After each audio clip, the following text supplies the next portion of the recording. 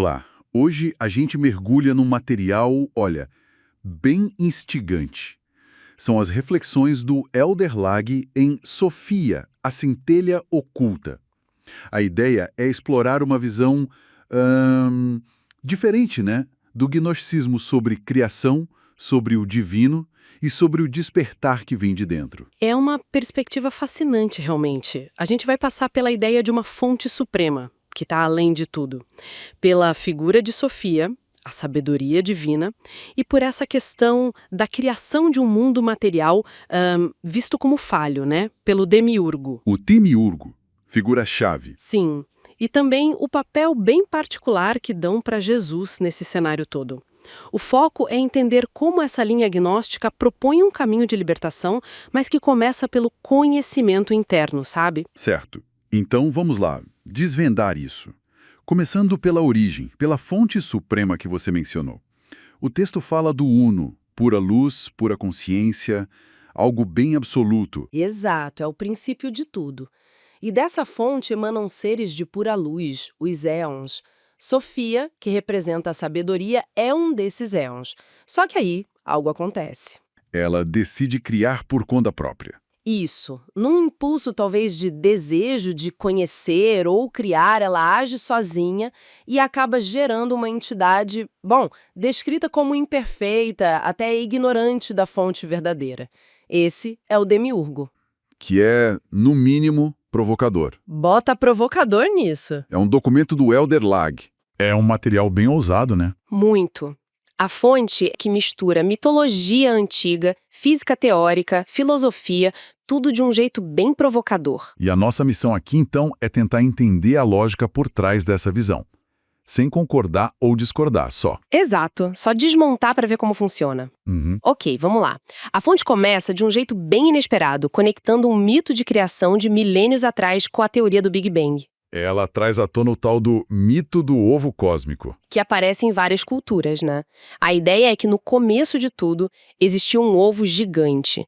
Aí, num certo momento, esse ovo quebra e pronto. E de dentro saem os elementos que formam a realidade. A fonte usa o exemplo chinês, que é bem específico.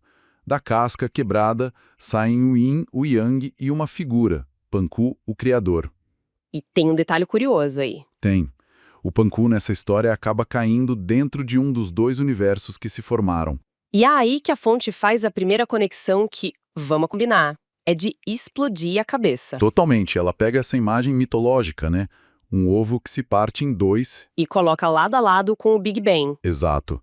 A ciência diz que tudo começou de uma singularidade, um ponto super denso.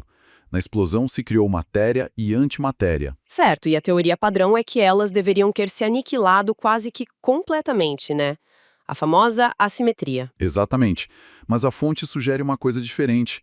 E se, em vez de uma aniquilação, a matéria e a antimatéria tivessem se separado, Como assim se separado? formando dois universos espelhados, o nosso, de matéria, e um universo gêmeo, feito de antimatéria. Espera um pouco. Isso é muito radical. E a fonte ainda diz que a ciência hoje já especula sobre isso. A ideia de um anti-universo onde o tempo poderia até correr para trás. Nossa. Então, de repente, a história do Pantiliquio caindo em um dos dois universos ganhou um paralelo com a física teórica de ponta. É exatamente essa ponte que ela constrói. Tá, mas isso soa como ficção científica pura. A fonte dá alguma base científica real para essa afirmação, mesmo que seja especulativa? Ela menciona de passagem que estudos recentes apontam para essa possibilidade. Mas assim, ela não se aprofunda nos artigos. O foco não é provar isso. Entendi. É usar essa dualidade como a base para todo o resto da cosmologia dela. Exato. Para a narrativa que ela constrói, essa dualidade é um fato. E as características de cada universo são, radicalmente diferentes. E como seriam esses universos? Bom, o nosso é descrito como universo biológico. A base é o hidrogênio, que forma estrelas, planetas, a gente.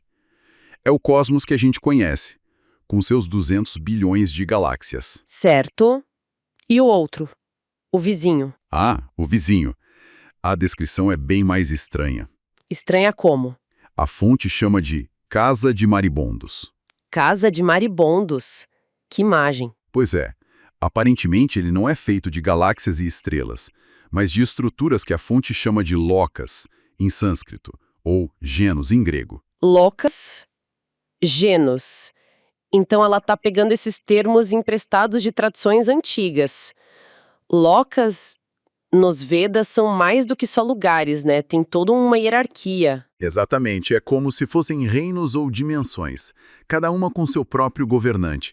E esses governantes seriam os seres que a gente conhece das mitologias como arcontes, semideuses. Entendi. Então é um universo muito mais populoso, digamos assim. E organizado de uma forma completamente diferente da nossa. Ok, uma casa de maribondos cheia de arcontes, isso é uma imagem e tanto. Mas aí vem a pergunta óbvia, né? De onde eles vieram? Quem criou essa estrutura toda? E essa pergunta leva a gente para o coração de toda a tese da fonte, a figura do Criador caído. Criador caído. A narrativa é a seguinte: existia um ser, uma entidade, que vivia na periferia do paraíso. E esse ser tentou criar seu próprio universo. Só que, bom, Deu errado. deu muito errado. A criação foi falha e, no processo, ele mesmo caiu e ficou preso dentro dela. E esse ser, ele tem um nome? Vários. A fonte afirma que Javé, Brahma, Alá seriam todos nomes diferentes para essa mesma entidade. O arquiteto dessa criação defeituosa. Uau! Isso é uma afirmação bem pesada. Quer dizer que, para essa fonte, o Deus das religiões abraâmicas não é o ser supremo. Exatamente. E para explicar isso, ela faz uma distinção que é crucial entre monoteísmo e monolatria. Que parecem a mesma coisa, mas não são. Não são. Pensa assim: monoteísmo é você dizer: o meu time é o melhor da liga. Você sabe que existem outros times, mas o seu é o mais forte. Certo. Monolatria é dizer: só existe o meu time. Os outros não existem. Entendi a analogia. Uma coisa é ser o chefe, outra é ser o único que existe. Isso. A fonte argumenta que o judaísmo primitivo, por exemplo, era de monolatria. Javé era o deus mais forte entre outros deuses. A ideia de um deus único e absoluto veio depois. Então, para a fonte, Javé e os outros são só seres poderosos desse universo vizinho. Exato. Eles não são o Deus, com D maiúsculo, que estaria fora de tudo isso. Tá, entendi a ideia do criador caído. Mas uma coisa não fecha para mim. Por que ele se importaria com a gente? Se somos de outro universo, por que essa obsessão toda em ser adorado? Qual é o interesse? E essa é a peça central do quebra-cabeça segundo a fonte. A resposta é, surpreendentemente, pragmática. Como assim? Não é sobre amor, ego ou controle. É sobre sustento. Sustento? A fonte alega que eles se alimentam, literalmente, da nossa reverência. A adoração, o louvor, a fé, tudo isso geraria um tipo de energia que serve de alimento para eles. Peraí, então você está dizendo que a adoração não é comunicação, é comida. Uma transação energética. É. Isso muda tudo. Não é mais um pastor cuidando do rebanho, é um fazendeiro cuidando do gado. Provocação é exatamente essa. E a fonte até cita uma referência, o Taittiriya Upanishad, um texto védico que, segundo a interpretação dela, descreve os deuses se nutrindo da adoração dos humanos. Nossa, então o louvor vira um recurso? Uma commodity cósmica? Exato. E isso, claro, abre um monte de perguntas sobre a motivação por trás da criação das religiões. E é aí que a coisa fica pesada, né? Porque toda essa cosmologia parece ser uma grande preparação para abordar uma das questões filosóficas mais antigas que existem, o problema do mal. Exatamente. A pergunta clássica. Se Deus é todo-poderoso, onisciente e bom, por que o mundo está cheio de sofrimento? E a fonte não economiza nos exemplos. Fala de crianças sofrendo violência a cada segundo. Aponta para a natureza, que é a lei do mais forte, uma carnificina constante. Ela usa uma expressão muito forte, né? Descreve a humanidade como necrófaga. Sim, comedora de cadáveres. É brutal, mas pra gente viver, outros seres precisam morrer, não importa se a gente serve com molho gourmet. A estrutura da vida neste planeta, segundo essa análise, é predatória. A criação não é um jardim, é uma arena. E como as pessoas lidam com isso? Com essa realidade crua e, ao mesmo tempo, com a ideia de um criador perfeito e amoroso? É aí que a fonte introduz a crítica mais dura dela. Ela vai buscar na filosofia, né? Cita Immanuel Kant, O que Kant dizia? que a medida da inteligência não é a coleção de certezas que você tem, mas a sua capacidade de colecionar incertezas. E a fonte argumenta que a religião faz o exato oposto. Oferece certezas absolutas num mundo que é pura incerteza. Exato. E para fazer isso, ela condiciona as pessoas a um estado que a fonte chama de transtorno cognitivo. Transtorno cognitivo é uma expressão bem forte. Alguém poderia argumentar que a fé não é um delírio, mas um jeito de encontrar sentido e esperança no mundo caótico, né?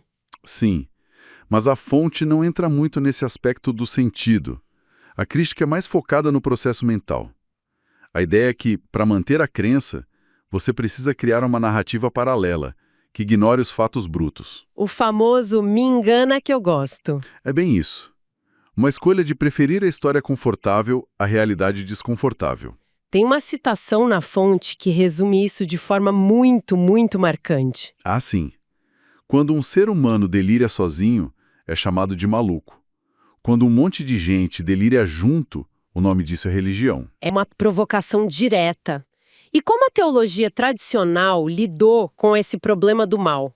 A fonte menciona alguma solução? Sim, ela aponta para Santo Agostinho. E segundo a fonte, a solução dele foi dogmática. Como assim? Basicamente, diante do fato de que a criação parecia imperfeita, o leão comendo a zebra, a solução foi decretar que quem não acreditasse na perfeição de Deus e da obra dele iria para o inferno. Fim de debate. E a culpa pela imperfeição? Foi jogada inteira nas nossas costas. O pecado original. Nós seríamos os responsáveis pela desordem. Mas isso ignora a pergunta de quem projetou o sistema, né? Quem criou o leão com presas e a zebra com um corpo que serve de alimento? Exato. A culpa foi terceirizada para a criatura, para absolver o Criador. Tá, e aí, depois de apresentar tudo isso, qual é o objetivo? É pra gente acreditar nessa história do Criador caído? É uma nova religião? Não.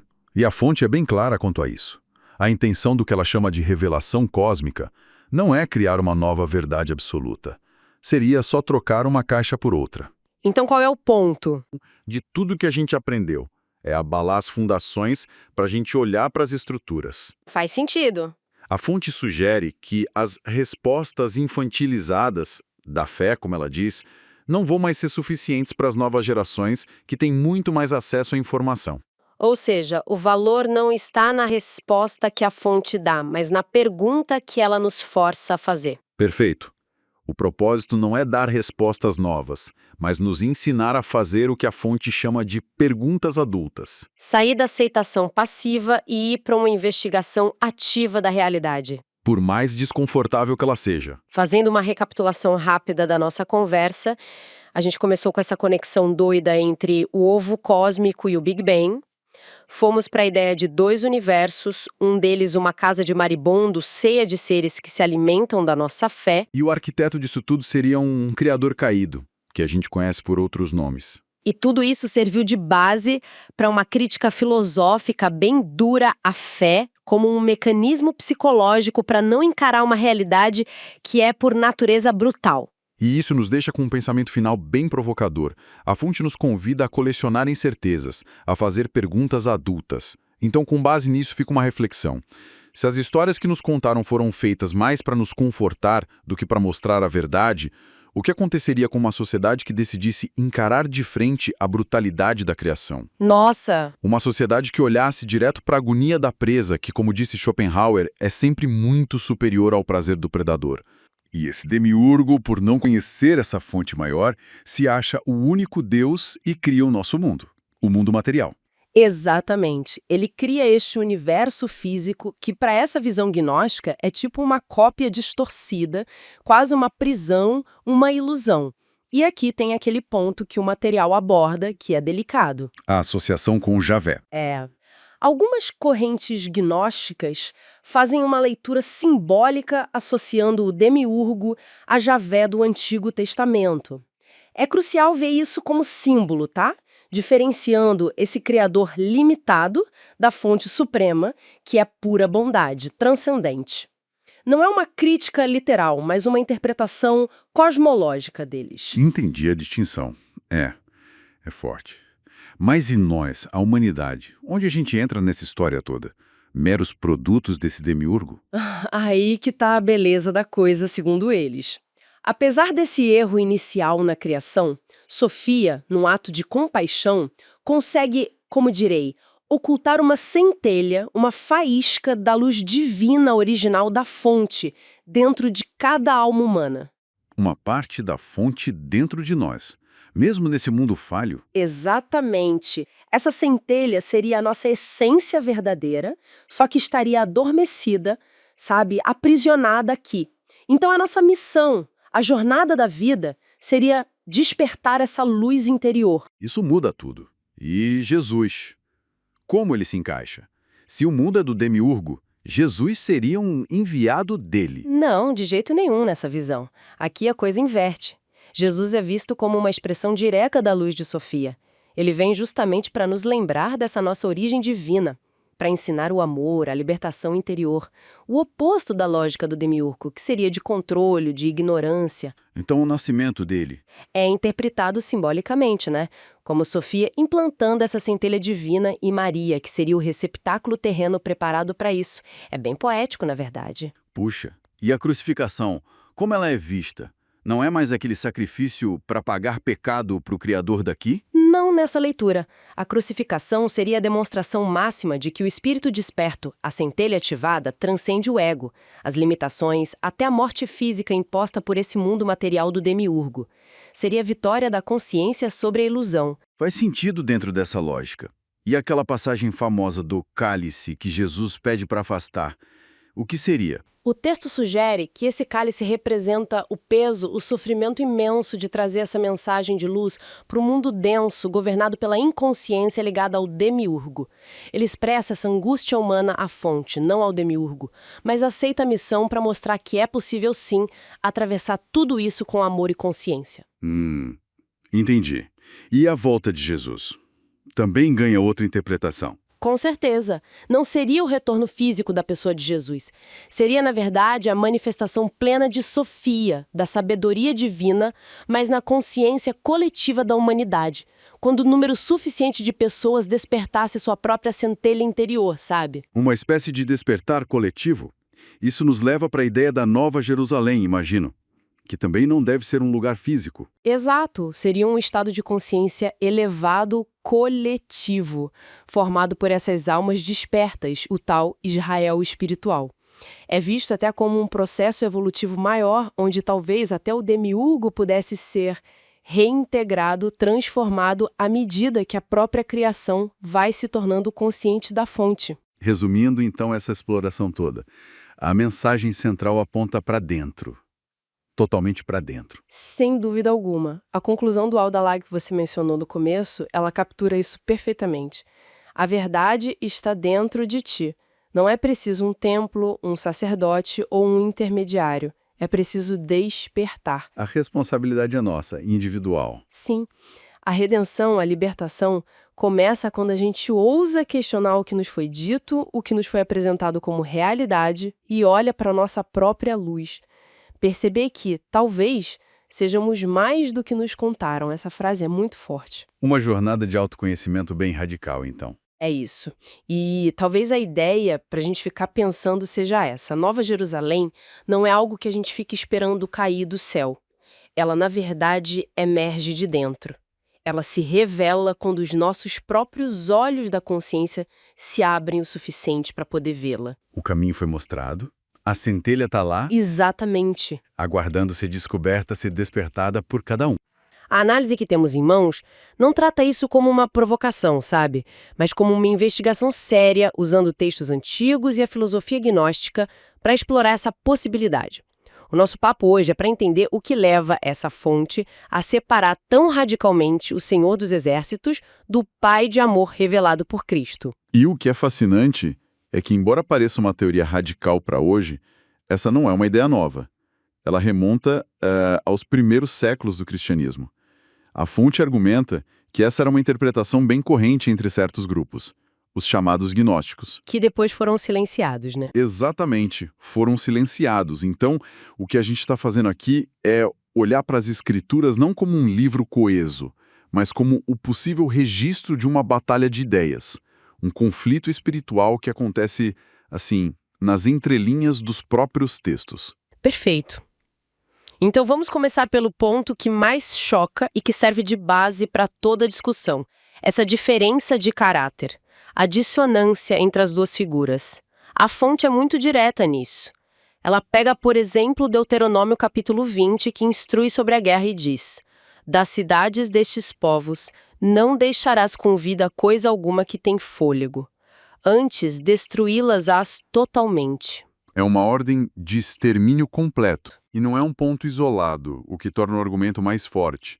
O material destaca muito o caso dos Amalequitas, em 1 Samuel 15. Lá, a ordem divina é ainda mais específica, mais brutal. Diz: vai, pois, agora e fere a Amaleque. E não lhe perdoes, porém, matarás desde o homem até a mulher, desde os meninos até os de peito, bebês de colo. A fonte usa essa expressão para ilustrar um nível de crueldade que, vamos combinar, é muito difícil de conciliar com a noção de um Deus amoroso. E tem outros casos, né? Vários. O episódio do bezerro de ouro, em Êxodo. A punição pela idolatria ali foi a morte de 3.000 homens. Executados pelos próprios irmãos, os levitas, sob ordem divina. Exato. É um padrão de governo pelo medo, pela retribuição com sangue. Certo. Isso é algo que incomoda muita gente há séculos. A explicação mais tradicional para isso, que a maioria de nós ouviu, é a da dispensação. A ideia de que no Antigo Testamento era a lei, uma aliança mais dura, e com Jesus veio a graça, uma nova aliança. A fonte que a gente analisa, ela ignora isso. Pelo contrário, ela encara de frente. O argumento da análise é que essa explicação não resolve a contradição de caráter. A essência da entidade? Exato. Não é uma mudança de regras ou de política divina. A fonte questiona um ser que é puro amor em sua essência, ordenaria um genocídio em algum momento? Para essa linha de pensamento, a resposta é um sonoro não. A conclusão deles é que não estamos vendo a evolução de um único Deus. Estamos vendo a evidência de duas naturezas distintas, duas entidades separadas. E é aí que o contraste vira o centro de tudo. Porque do outro lado a gente tem Jesus. O Jesus que diz: amai os vossos inimigos. O que fala: orai pelos que vos perseguem. E o que diz: misericórdia quero e não sacrifícios. Exatamente. Essa frase em Mateus 9, ela basicamente cancela a premissa de grande parte do culto do Antigo Testamento. É uma ruptura. Uma ruptura total. E, segundo essa perspectiva, Jesus não veio para reformar o sistema antigo, mas para expor o que ele via como uma fraude espiritual. Isso nos leva a um terreno bem mais polêmico. Com certeza. Porque uma coisa é dizer que as personalidades são diferentes. Outra, muito mais radical, é afirmar que Jesus sabia disso e falou abertamente sobre o assunto. A análise chega nesse ponto. Ela diz que Jesus confrontou esse outro Deus, chega exatamente nesse ponto. E o que o material aponta como o clímax desse confronto está no Evangelho de João. Capítulo 8, versículo 44. Jesus está num debate super tenso com os fariseus, a elite religiosa que se considerava a mais fiel seguidora do Deus de Moisés. E no meio da discussão, Jesus dispara uma das frases mais fortes de todo o Novo Testamento. Ele diz: vós sois do vosso pai, o diabo. Ele foi homicida desde o princípio. Espera aí, vamos com calma. A interpretação comum disso é que é uma metáfora, uma força de expressão, mas a fonte que a gente está vendo diz que não é. Exatamente. A análise argumenta que isso deve ser lido literalmente. Jesus não estaria dizendo vocês agem como o diabo. Ele estaria fazendo uma afirmação de paternidade espiritual. O pai de vocês, a quem vocês servem, é o diabo. E a parte do homicida desde o princípio? Aí que está o pulo do gato. A conexão que a fonte faz é direta e brutal. Quem, desde o princípio da história daquele povo, ordenou atos homicidas em massa? As próprias escrituras que eles defendiam. Apontavam para a entidade que deu as ordens para exterminar os amalequitas, os cananeus. Então, a acusação, segundo essa leitura, é que o pai que eles adoravam, o Deus do templo, o Senhor dos exércitos, era, na verdade, esse homicida desde o princípio. É isso. É basicamente chamar o Deus do Antigo Testamento de diabo. É uma acusação de uma gravidade imensa, Dá para entender por que essa visão foi considerada tão perigosa. com certeza. E a fonte adiciona outra camada de evidência. Uma passagem de João 5,37, onde Jesus diz à mesma audiência: Vós nunca ouvistes a sua voz, a do Pai que me enviou, nem vistes a sua forma. Isso levanta uma pergunta devastadora. Sim, se eles, os maiores estudiosos das Escrituras, nunca tinham ouvido a voz do Pai verdadeiro, de quem era a voz que falou com Moisés no Monte Sinai? De quem eram as ordens que eles seguiam com tanto zelo? A sugestão é clara. Era a voz de um usurpador. Um usurpador. Se não era a avó do pai, de quem era? A análise dá um nome para essa entidade. É aqui que a gente entra no universo gnóstico, certo? Exato. É aqui que a cosmologia gnóstica oferece uma explicação. Nos textos gnósticos, como os que foram encontrados em Nag Hammadi, essa entidade é chamada de arconte principal ou demiurgo. Arconte. O que significa? Vem do grego archon, que significa governante. A ideia é que existem forças governantes cósmicos que administram o mundo material. E o líder deles tem vários nomes. Tipo, Yaldabaoth é o mais comum, mas também Saklas, que significa tolo, e Samael, que se traduz como Deus cego. Deus cego. Cego em que sentido? Por ignorância, arrogância? Os dois? A cosmologia gnóstica é bem complexa, mas resumindo, Yaldabaoth é visto como uma emanação inferior, um acidente cósmico. Ele surgiu de forma imperfeita, longe da plenitude divina, da verdadeira fonte de luz. E por causa dessa origem, e por ignorar o que existia acima dele, ele se tornou arrogante. E aí ele criou um mundo material. Isso, e na cegueira dele, se autoproclamou o único Deus. Se o criador do mundo é tolo e cego, como essa visão enxerga a própria criação? O mundo material, a natureza, nosso corpo, é tudo ruim? Uma prisão? Ótima pergunta. Não necessariamente ruim no sentido de maligno, mas fundamentalmente falho. É uma cópia imperfeita de um reino espiritual superior. E o mais importante, é uma espécie de sistema de aprisionamento para a centelha divina, que, segundo os gnósticos, existe dentro de cada ser humano. Entendi. Então nossa alma, nossa essência não pertence a esse criador. Não pertence.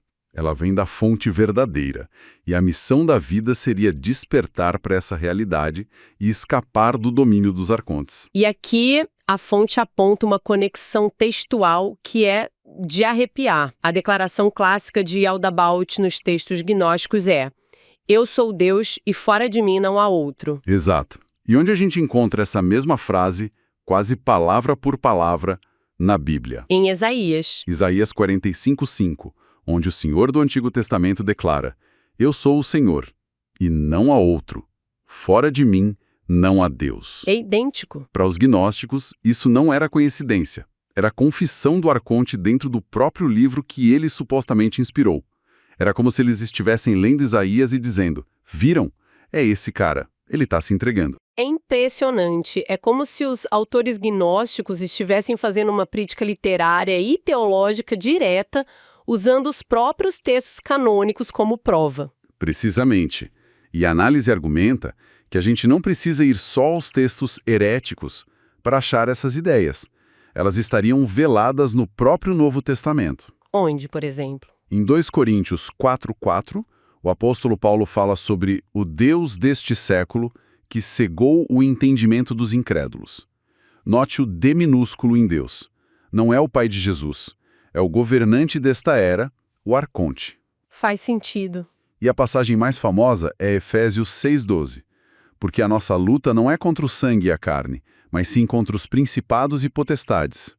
Os termos gregos originais para principados e potestades são erchas e exousias. Que são os mesmos termos. Exatamente os termos técnicos usados na literatura gnóstica para descrever a hierarquia dos arcontes. Uau!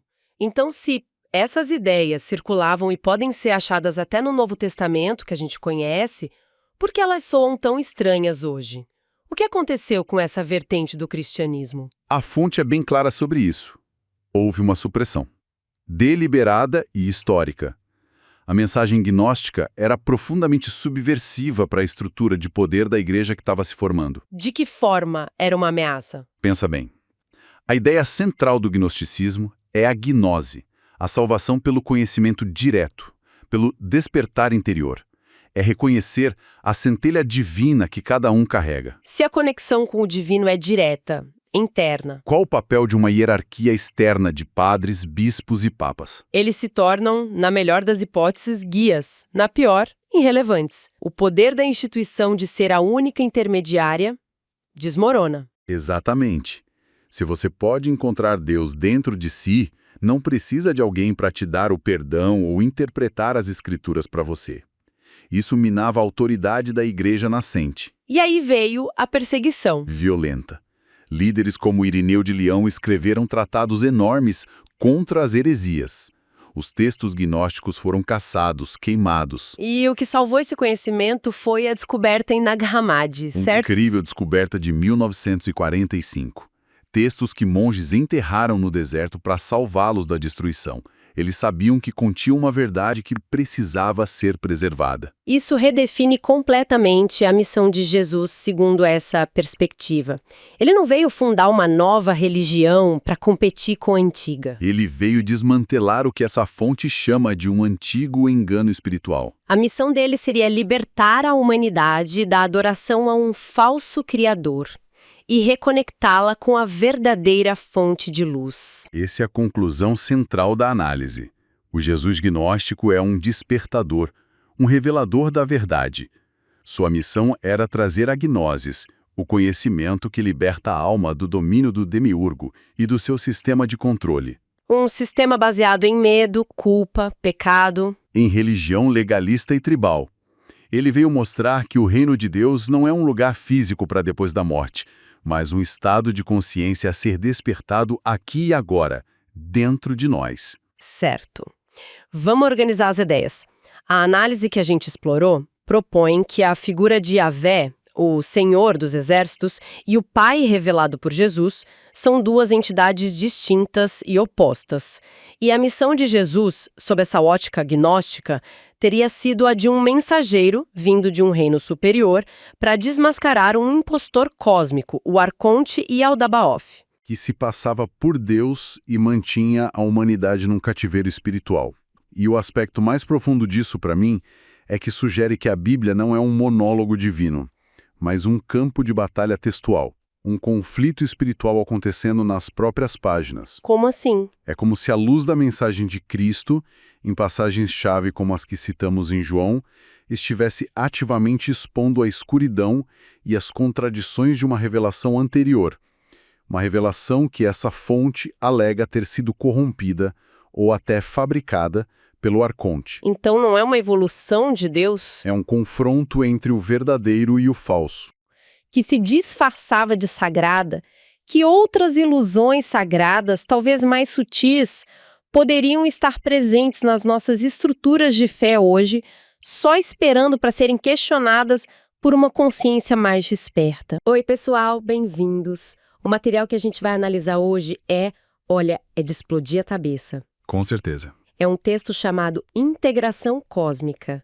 E a proposta aqui não é uma análise comum, sabe? É quase um convite para uma conversa íntima. Exato. Explorar umas ideias que, tentam ligar ciência, mitologia, genética e a nossa própria consciência de um jeito que eu, sinceramente, nunca vi. É uma costura muito ambiciosa. Totalmente. A missão que esse texto propõe pra gente é seguir uma trilha de raciocínio que diz que a humanidade, talvez, não seja só um acidente cósmico. E sim a peça-chave. Isso, a peça-chave para consertar um bug que existe desde a criação do universo. É uma premissa ousada, para dizer o mínimo. O ponto de partida da fonte é essa ideia de que o universo, como a gente conhece, nasceu de um erro sutil. Um erro, mas não de cálculo, né? Não, um erro de... Confiança. Uma desconfiança fundamental entre as partículas primordiais. E se isso for verdade, então toda a história do Big Bang até... Até a gente decidindo ser gentil no trânsito. Exatamente. Tudo faria parte de uma saga cósmica para curar essa fratura original. Ok, então vamos desempacotar isso, porque a história já começa de um jeito bem Diferente. diferente. Segundo o texto, antes do tempo, antes de luz, de escuridão, o que existia era uma consciência dispersa, um campo de potencial puro. Aham. Mas tinha um problema. As partículas que formavam essa realidade, por algum motivo, não confiavam umas nas outras. E o texto enfatiza que não é uma emoção, Não, é algo estrutural. é uma falha no código-fonte da existência. Pense nisso como um sistema operacional que já vem com um bug de fábrica. É dessa fricção silenciosa, dessa separação fundamental, que a fonte diz que surge a primeira entidade consciente, Javé. Certo. E aqui o texto já quebra uma expectativa. Javé, nessa narrativa, não é um deus de barba branca, sabe? Bom ou mal. Não, de jeito nenhum. Ele é descrito como um algoritmo vivo. Isso é uma imagem muito forte. Mas o que isso significa na prática? Ele tem vontade própria ou é só um processo? Essa é a questão central. A fonte o descreve como algo no limite. Pense menos em uma pessoa e mais, sei lá, como uma espécie de inteligência artificial primordial. Entendi. A única diretriz dele é ordenar através da separação. Ele é a consequência lógica de um universo que começou quebrado. Ele pega esse caos desconfiado e transforma em estrutura, em leis, num sistema. Sem moralidade. Apenas uma função. Só que, se ele nasce de uma falha, a criação dele também nasce com defeito. O texto usa uma analogia que eu achei ótima. Um universo como máquina com defeito. Perfeita essa analogia. Javé consegue criar mundos, galáxias, mas é tudo frágil. As espécies surgem e entram em colapso porque, a cooperação é impossível. A desconfiança original ainda é o sistema operacional de tudo. Uma receita para o desastre desde o primeiro segundo, basicamente. E isso nos leva a uma citação do texto que resume tudo. Seu universo existia, mas não vivia.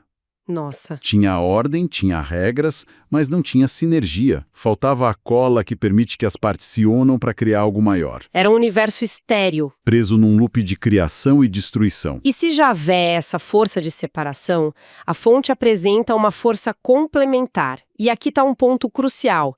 Não é uma batalha de bem contra o mal. Não mesmo. Entra em cena a figura de Vishnu, que não vem para destruir Javé, mas para consertar o bug. Ele olha para essa criação fria e lógica e identifica o problema. E com uma clareza que a própria lógica não permitia, né? O diagnóstico de Vishnu é direto e brutal. Nada evolui porque nada confia. Sim. Ele entende que a lógica pura, por conta própria, leva a um beco sem saída. Precisa de algo mais. E daí ele bola o que a fonte chama de Projeto União. E a solução que Vishnu encontra é, totalmente inesperada. Para consertar um problema cósmico de lógica, Pois é. a fonte diz que ele usou a ferramenta mais biológica e visceral que existe, o sexo. É uma virada de chave impressionante, né? É uma metáfora poderosíssima para a união. O que é o sexo na sua essência, segundo essa visão? É um ato que exige vulnerabilidade, entrega, fusão. O exato oposto da desconfiança. Exato. O oposto do isolamento que regia o universo de Javé. Para quebrar um código de desconfiança, você precisa introduzir uma energia irracional. Algo que não se calcula, que se baseia em risco e entrega. Faz sentido. É um ato de confiança ativa. Perfeito. E o texto descreve como isso foi implementado, começando pequeno. O primeiro teste teria sido com lagostas. Lagostas que são super territoriais e solitárias por natureza. Exato. E foram inseridas micro-recompensas neurológicas. O toque, a proximidade, coisas que antes não significavam nada, agora geravam uma resposta positiva. E com isso, um comportamento novo começou a surgir. O vínculo, a cooperação. Foi o primeiro patch de correção no sistema operacional do universo. O primeiro patch, gostei. E o passo seguinte foi a criação de uma molécula específica para automatizar isso. a ocitocina, que o texto chama de o hormônio da confiança. Então enquanto Javé construía a arquitetura lógica, Vishnu estava em paralelo instalando o hardware da emoção. com essa ferramenta da emoção e da confiança agora disponível, o palco estava pronto para algo mais complexo, né? Exatamente. É aí que entra um terceiro personagem, um arquiteto secundário chamado Pulayorá. Peraí, vamos organizar essas figuras. Javé cria o sistema com falha, Certo? Vishnu introduz a emoção como um patch. Onde o Pulayorá entra nisso? Ele está trabalhando para o time da lógica ou para o da emoção? Ótima pergunta. Ele é como um engenheiro que trabalha para os dois. Ele pega a estrutura lógica de Javé e o potencial emocional de Vishnu e os integra. No novo design? Isso, no que a fonte chama de blueprint humano. Um ser com mãos livres para criar, postura eleta para vir além e, o mais importante, Um cérebro capaz de pensamento abstrato. e glândulas emocionais programadas para amor e caos. Então, o ser humano já foi projetado para ser essa ponte entre os dois mundos. E o momento decisivo, o ponto de virada, foi a ativação de um gene específico, o FOP2. Que a ciência hoje associa à nossa capacidade de linguagem. Exato. Com a linguagem, a gente deixou de só viver a realidade para poder dar significado a ela.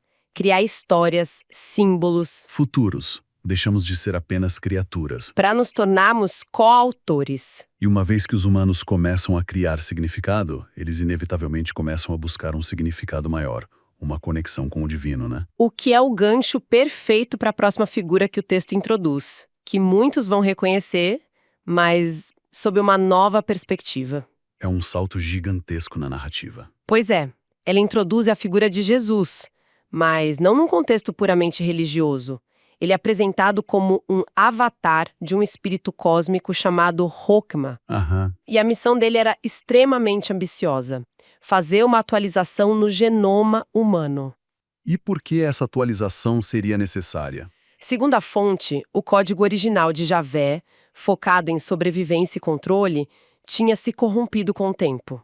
Como assim? Pense no estresse da entropia, da competição por recursos. Isso tornou o sistema operacional humano rígido, limitando a capacidade de empatia em larga escala.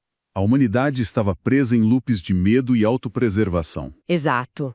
Então a missão de Jesus, ou Hokma, era basicamente instalar um novo código, um genoma de amor e gentileza, para sobrescrever essa programação antiga. Só que a fonte diz que a missão foi interrompida. A crucificação. Isso teria bloqueado a instalação completa da atualização. O resultado é que o genoma humano foi só parcialmente atualizado. Fica um sistema híbrido, então. Exatamente. E para lidar com essa situação complexa, um sistema operacional antigo e uma atualização celestial pendente, a narrativa introduz uma terceira força mediadora, Sofia, a sabedoria. E qual a função dela? A função dela é preparar o sistema humano para um dia conseguir instalar a atualização completa de Hokma. Ela é quem equilibra a lógica, a consciência e a experiência para a instalação não dar tela azul. O texto usa uma analogia de software, que ajuda muito a visualizar isso. Então vamos ver se eu entendi. Vamos lá. Javé seria a interface original, o sistema operacional que ficou obsoleto e corrompido, preso em loops de controle. Perfeito. Jesus, como avatar de Hokma, seria a grande atualização, o Service Pack celestial com o código de amor, que está lá esperando para ser instalado. Exato. A atualização pendente. E Sofia seria a engenheira de compatibilidade, o programa que prepara o sistema, que desfragmenta o disco para que a nova instalação finalmente possa acontecer sem travar tudo. É uma analogia muito do nosso tempo, né? Traduzir teologia para linguagem de software. Mas funciona bem. Funciona muito bem. Javé é o hardware e o sistema operacional base, Hokma é o software de última geração e Sofia é a engenheira que garante a compatibilidade. Certo.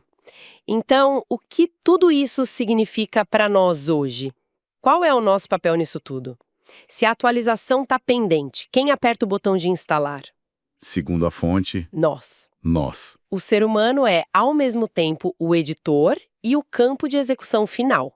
A responsabilidade pela instalação daquela atualização pendente é nossa. Cada ato de empatia, cada escolha consciente, é descrito como um patch, uma pequena correção que fortalece esse genoma da gentileza e prepara todo o sistema para a reintegração. E é nesse ponto que a fonte faz sua conexão mais ousada, pulando da mitologia direto para a genética moderna para tentar ancorar essa ideia. É um salto grande, mas vamos ver como o texto tenta conectar esses dois mundos. Vamos lá. A fonte menciona um gene específico, o OXTR. Ele está ligado à produção do hormônio da ocitocina. E alguns cientistas o apelidaram de gene do amor, por sua influência na empatia, na cooperação. O gene do amor. Isso.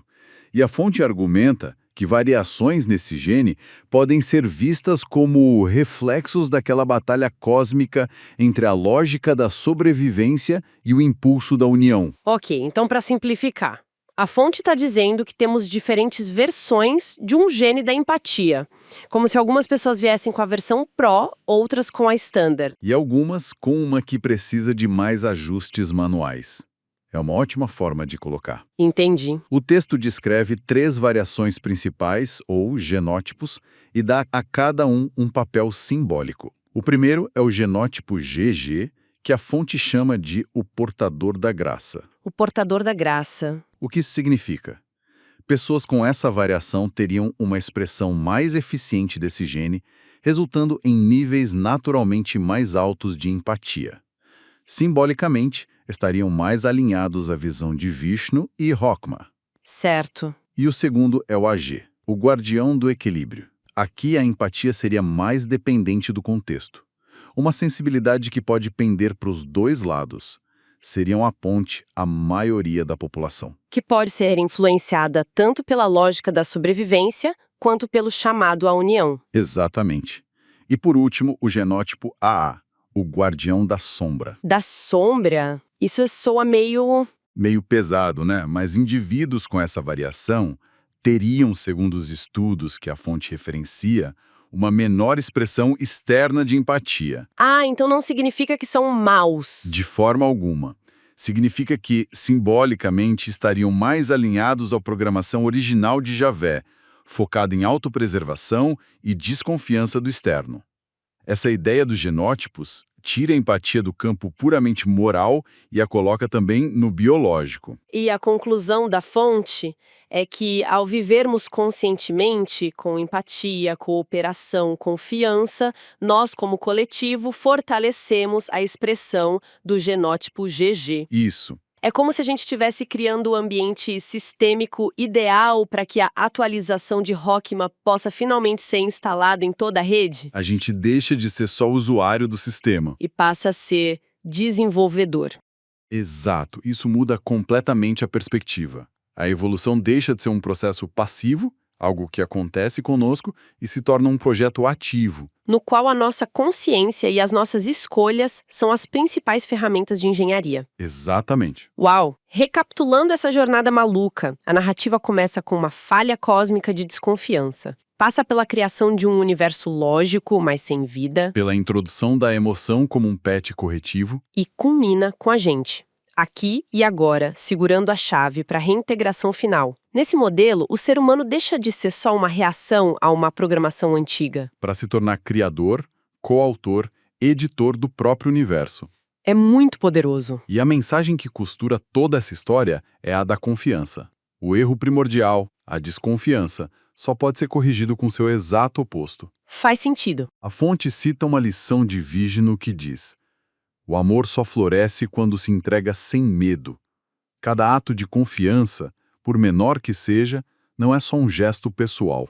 Nessa visão, é uma edição cósmica. Exato. Uma edição que ajuda a restaurar o equilíbrio do todo. E isso nos leva à ideia mais provocadora de todo o texto. Ele afirma que o verdadeiro milagre não é Deus criando o homem. Mas sim o homem reprogramando Deus. Exato. A humanidade, através da sua consciência desperta, corrigindo o erro primordial, harmonizando a lógica de Javé com a consciência de Rokma. O texto encerra com uma imagem poderosa, afirmando que o universo observa e que cada um de nós carrega a chave. E isso nos deixa com um pensamento final para reflexão, né? Com certeza. Se essa narrativa tiver, sei lá, um pingo de verdade simbólica, e cada gesto consciente pode, de fato, reescrever nossa programação interna, e por extensão a cósmica, a questão que fica é: qual pequena edição no código da confiança poderia ser feita hoje, na nossa própria vida, para ajudar a curar essa fratura original do cosmos? Olha, o que a gente tem para hoje é uma daquelas análises que, assim, parecem ficção científica pura. Totalmente. O material que recebemos amarra astronomia, teorias de vida extraterrestre e, pasme, profecia bíblica de um jeito muito particular. Uhum. O centro de tudo é um objeto misterioso chamado 3 de Atlas, e a passagem dele perto da Terra é tratada não como um evento qualquer, mas como um ponto de virada cósmico, sabe? Exato. Nossa missão aqui é tentar desembrulhar essa história, porque segundo o que a gente leu, de cometa isso aí não tem nada. E é justamente essa mistura que torna tudo tão intrigante. O material pega pontos que parecem vir de mundos assim completamente diferentes e os conecta. Sim. A gente vai passar pela suposta natureza artificial desse 3 de Atlas, uma origem que as fontes dizem ser de bilhões de anos atrás e a conexão direta que eles traçam com o livro do Apocalipse. Que já é um salto enorme. É, mas eu acho que o mais importante é mergulhar nas 3 hipóteses que são apresentadas sobre o que a chegada desse objeto realmente significa para o futuro da consciência humana, É quase um teste, né? em escala planetária. Ok, vamos pelo começo então. O que, afinal, é esse objeto? A primeira coisa que salta aos olhos nos documentos é a idade dele. Sim, a idade. A datação que eles apresentam sugere mais de 7 bilhões de anos. Peraí, isso é mais antigo que o nosso Sol, que a própria Terra. Exatamente. Como que algo pode ser mais antigo que o sistema solar que está visitando? Isso já quebra a lógica de ser um cometa do nosso quintal cósmico. Pois é, a narrativa proposta é que ele não é daqui. As fontes afirmam que cientistas rastrearam a trajetória dele por milhões de anos-luz e simplesmente não encontram um ponto de origem. A trilha se perde. Se perde no tempo. E a descrição física é ainda mais estranha. A matemática que é apresentada nos textos indica que ele seria oco e movido por um sistema de propulsão. Oco? Sim, um sistema baseado em reações de matéria e antimatéria. A gente está falando de uma tecnologia que, para nossa ciência, é puramente teórica, né? Coisa de ficção científica mesmo. Então é uma nave? É isso que está sendo dito nas entrelinhas? Que não é uma rocha, mas um artefato? Olha, é mais direto que isso. A origem proposta não é natural. A história que contam é que ele foi criado por uma civilização de vida de plasma de um universo vizinho Vida de plasma. há mais de 7 bilhões de anos, quando a vida como a conhecemos nem sonhava em existir. A função dele seria de um batedor, uma espécie de sonda exploradora autônoma. Um batedor. Isso, enviado para semear ou talvez só observar a evolução da vida em universos mais jovens como o nosso. E tem um detalhe que transforma toda essa especulação em algo talvez mais concreto.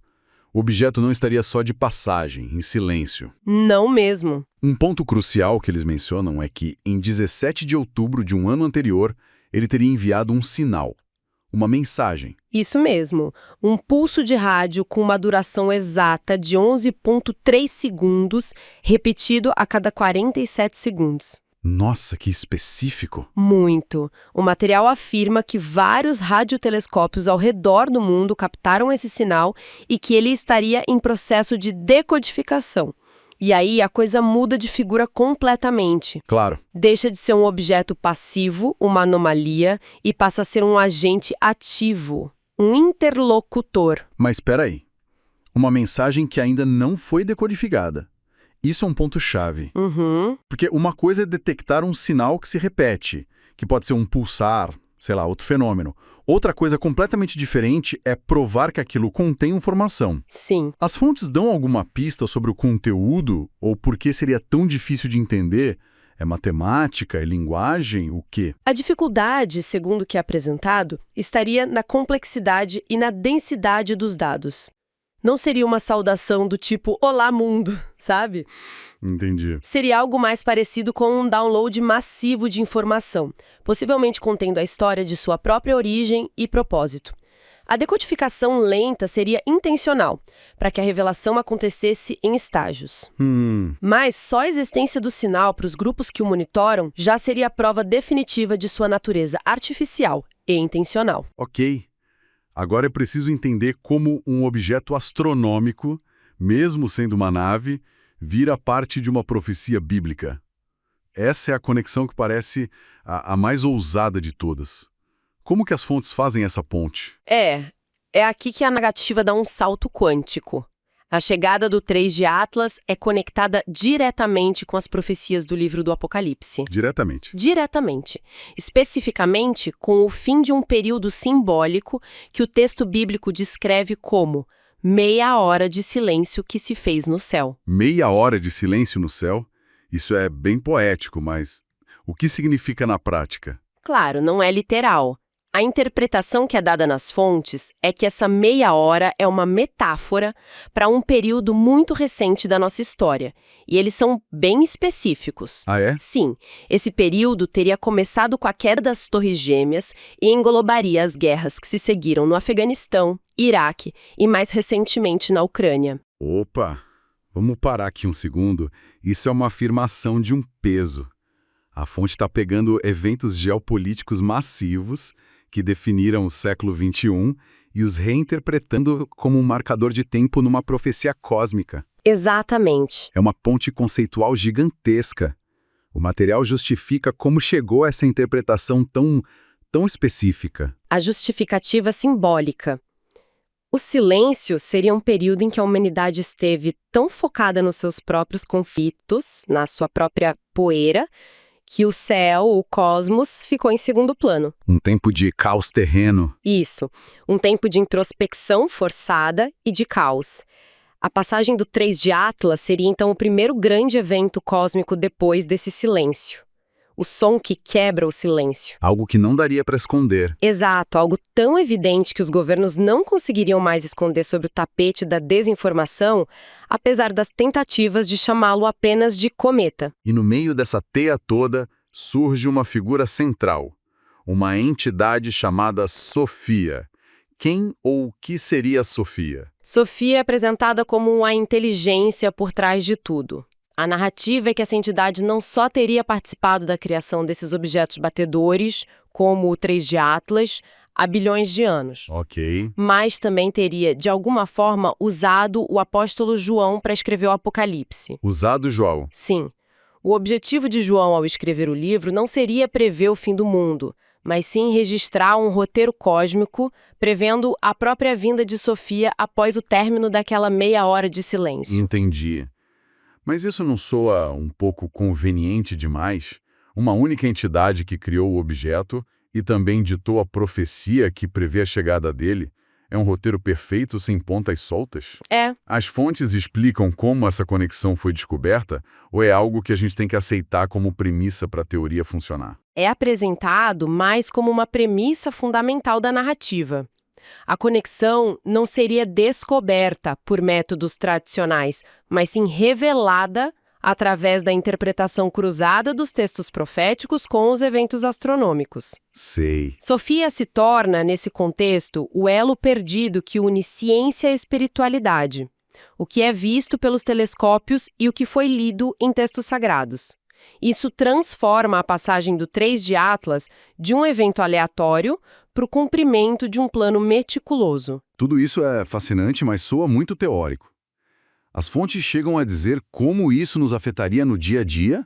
O que aconteceria quando a gente acordasse na manhã seguinte? O material que temos delineia 3 cenários, certo? Exato. E as 3 hipóteses são radicalmente diferentes. Cobrem todo o espectro de possibilidades.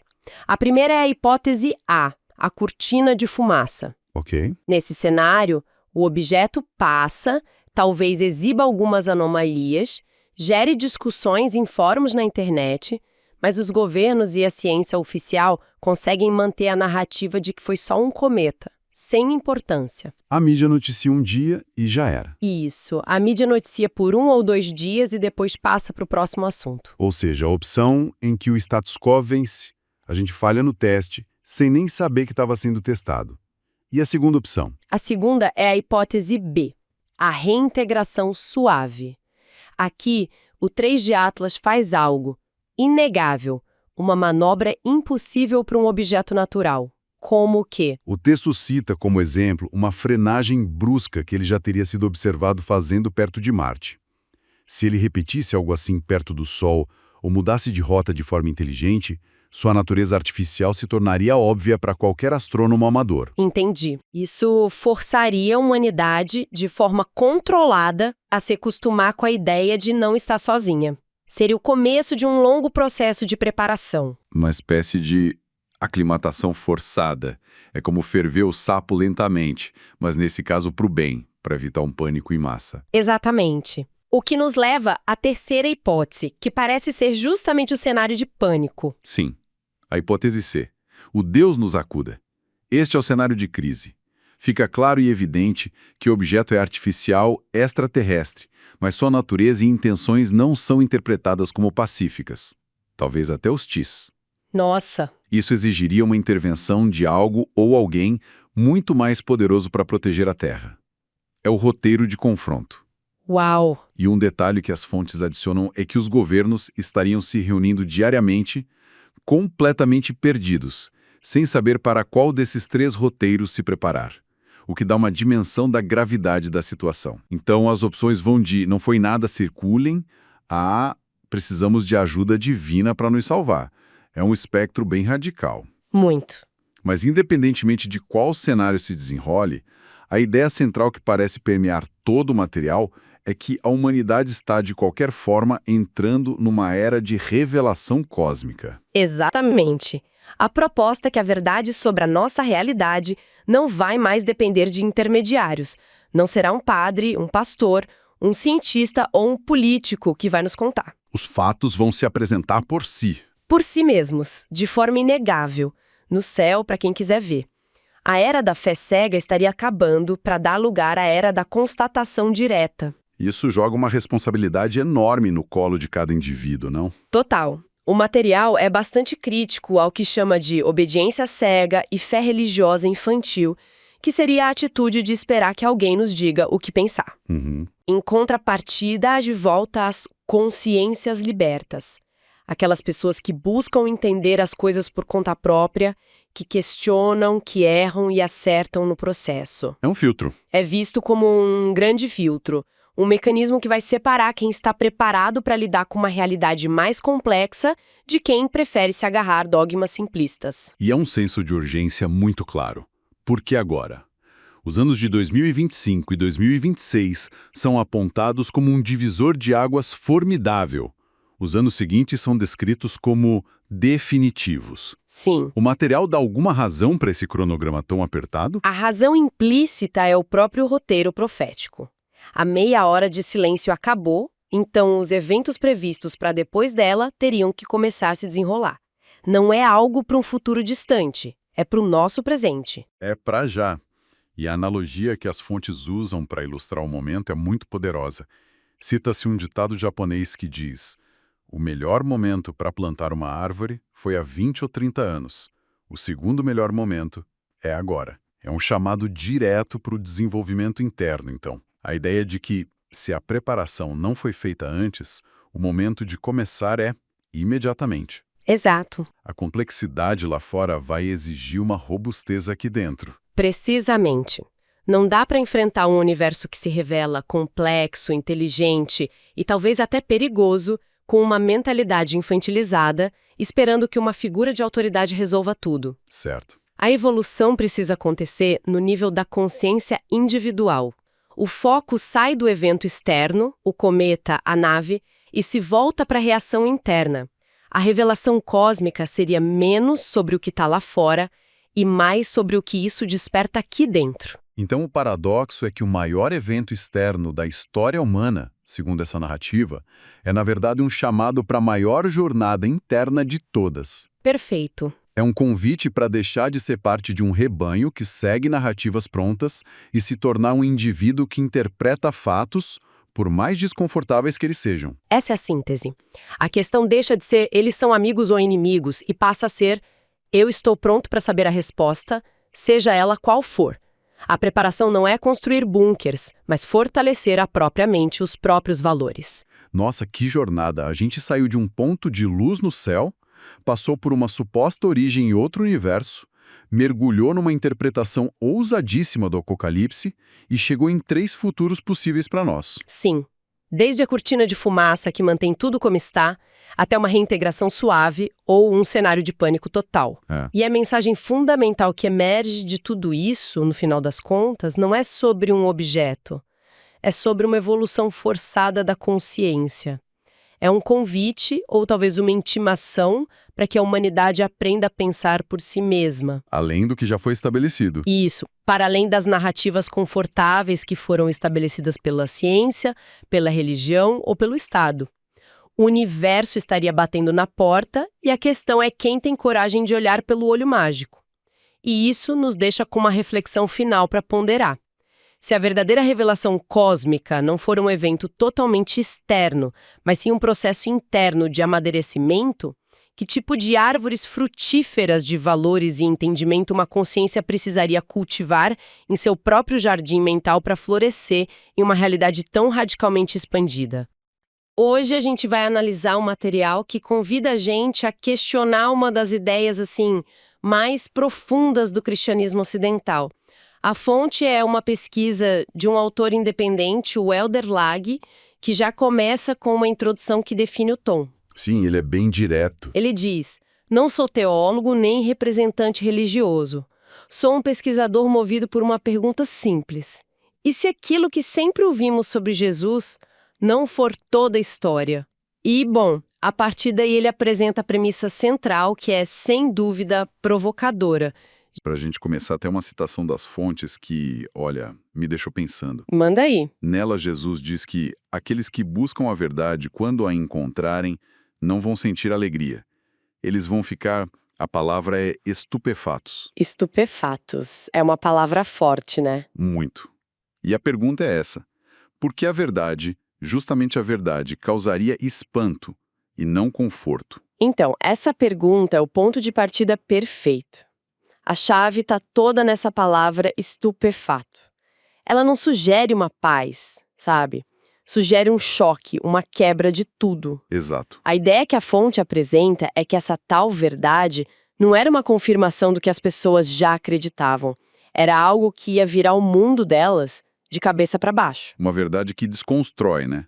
E é essa desconstrução que a gente vai mergulhar hoje com base no material que a gente analisou. Aham. A missão aqui é explorar uma teoria fascinante sobre 3 faces, ou 3 versões de Jesus, que teriam existido ali no comecinho. Mas só uma delas chegou até nós como a história oficial. Exato, e é fundamental a gente entender que o papo aqui é sobre uma batalha de narrativas. Perfeito. Os textos não sugerem uma história única, linear. Pelo contrário, depois da crucificação surgiram grupos diferentes que interpretaram o legado de Jesus de formas radicalmente opostas. O que a gente vai analisar é a anatomia desse conflito. Ótimo. Então vamos para a primeira face.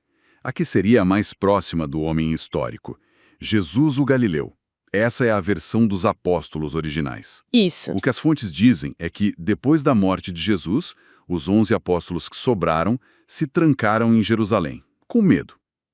A visão deles era bem local. Extremamente local, eles eram na sua maioria pescadores, homens simples da Galileia. 11 dos 12, na verdade, a fonte aponta um detalhe que ela considera simbólico. O único apóstolo que não era da Galileia, mas da Judéia, uma região mais cosmopolita, foi justamente Judas Iscariotes. Nossa, que detalhe. Pois é. Para esse grupo de galileus, o Jesus que importava era o mestre que andou com eles, que falava aramaico, o profeta judeu. A mensagem dele, na visão deles, era para o povo judeu e ponto final. Então, peraí. Para eles, não existia um plano de levar essa mensagem para Roma, para Grécia, para o resto do mundo? De jeito nenhum. A missão morria ali nas fronteiras de Israel. Exatamente, era um movimento de reforma dentro do judaísmo. Eles não estavam pensando em criar uma nova religião mundial. Eles estavam esperando a volta de Jesus, como ele prometeu, para estabelecer o reino de Deus ali em Jerusalém. Era uma visão, bem limitada ao horizonte que eles conheciam. E essa limitação, segundo a narrativa das fontes, foi o gatilho para o surgimento da segunda face, aquela que de fato mudou o curso da história. A grande virada. Jesus, o Cristo, a versão de Paulo. É uma mudança de roteiro impressionante. É o ponto de inflexão. A história contada é que o Jesus ressuscitado, talvez insatisfeito com essa visão restrita dos apóstolos, teria aparecido não para eles, mas para um inimigo, Saulo de Tarso. Certo. Saulo era um judeu fariseu, cidadão romano, super instruído e que estava, assim, ativamente caçando os seguidores de Jesus. E essa aparição o transforma. Completamente. Ele deixa de ser Saulo, o perseguidor, e se torna Paulo, o maior apóstolo do cristianismo. Exato. Mas aqui está o ponto que me parece crucial. Ele não estava só traduzindo a mensagem de Jesus para um público novo, né? O material sugere que ele estava ativamente criando coisas novas. Exatamente. Paulo nunca conheceu Jesus pessoalmente. A autoridade dele vinha dessa experiência mística na estrada de Damasco. E com essa autoridade, ele não só decide pregar para os não-judeus, os gentios, O que já era uma afronta direta ao grupo de Jerusalém. uma afronta enorme, mas ele vai além, ele reformula a própria teologia. O termo Cristo, por exemplo, que vem do grego Christos, o ungido, não era um sobrenome que Jesus usava. Foi Paulo que fundiu o nome Jesus com o título Cristo, criando uma identidade nova. Mas espere um pouco, isso parece ir muito além de um nome. A fonte destaca duas ideias de Paulo que são a base de quase todo o cristianismo hoje: salvação e justificação pela fé. Isso parece contradizer de frente o que Jesus pregava, a ideia de a cada um será dado segundo suas obras. Exato. Como que os apóstolos originais, os caras que ouviram isso da boca de Jesus, reagiram a essa nova ideia de Paulo? Aí que está o centro do conflito. Para o grupo de Jerusalém, liderado por Tiago, o irmão de Jesus, a fé em Jesus não eliminava a necessidade de seguir a lei judaica, as obras. Para eles, as ações contavam, e muito. Certo. Aí chega Paulo com uma proposta radicalmente diferente. O que salva não são as obras, não é cumprir a lei, mas unicamente a fé no sacrifício de Jesus na cruz. É uma mudança de paradigma brutal. Total. Ele troca um sistema baseado em mérito por um sistema baseado em fé. E sim, isso gerou um conflito gigantesco. As cartas do próprio Paulo no Novo Testamento estão cheias de passagens onde ele se defende de falsos apóstolos que o acusavam de distorcer a mensagem original. Claro. Mas essa justificação pela fé era muito mais atraente para os não-judeus, né?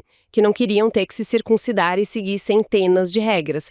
Foi um golpe de gênio em termos de marketing religioso. Entendi. Olha, parece ser o coração do cristianismo para muita gente. Qual seria? Aquela ideia de que Jesus morreu como um sacrifício pelos nossos pecados. Só que o material que a gente tem aqui sugere uma coisa curiosa. Que essa ideia, por mais central que seja hoje, talvez não fosse o foco principal de Jesus. E nem o que os seguidores dele esperavam na época. A pergunta que guia nossa análise é: de onde exatamente essa interpretação surgiu e como ela ficou tão dominante? Pois é. E para investigar isso, as fontes nos levam por um caminho fascinante, sabe?